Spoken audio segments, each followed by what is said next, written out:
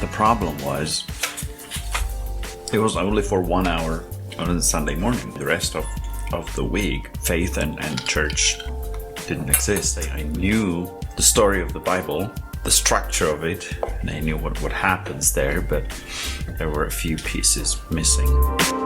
I've been living in Prague, Czech Republic, since 2011. When I was a small child, I knew that I wanted to be a missionary. Short-term trainings and placements, I ended up working at EMM, heard about the Czech Republic, and from the moment I came to visit, it felt like home. When EMM started thinking about sending people to the Czech Republic, it intrigued me. Hopelessness of these post-communist countries really struck me.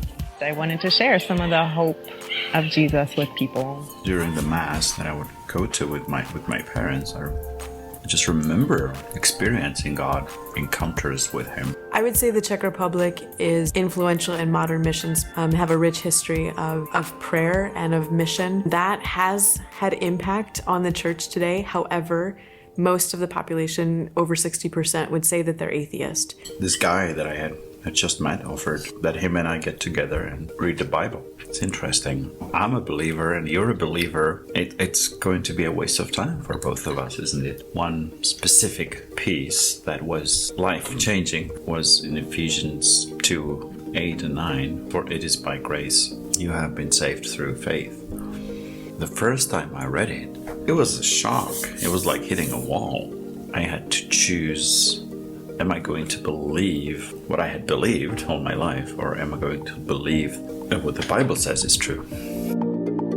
The most fruit I've seen in relationships with some of the youth girls and through our small groups and even the youth as a whole, as I'm leading in some areas there and investing individually into their lives and really desiring to seek God and know God. So what works is honestly learning Czech. Because it has opened doors for me, because I speak the language. Another thing is just inviting people into my home, into my lessons, and creating a safe space, getting to know them. I taught a group of moms, and the lessons where we talked about faith or hope or the meaning of life were the lessons that really meant the most to them. I think one of the things that helps when making disciples is just building relationships and investing in people.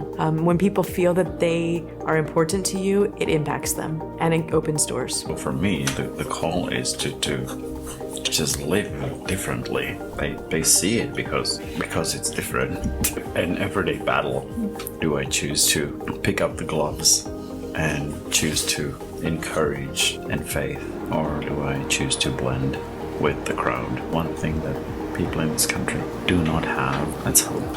For someone to effectively connect with people and make a difference in their lives, embrace your uniqueness. This is who I am. I'm just one of a kind in the entire universe. This is how God created me, and for me to reflect God's glory, I need to be who He created me to be. Inviting these girls into my flat is a priority for me in making disciples in this culture. Our hope for the future is that God would use us to share His story, His love and His hope with the Czech people. It's more than just a beautiful city, a beautiful country to live in. It's about the people that I've met, and it's about bringing hope to a dark world. I can't wait for what God is going to do.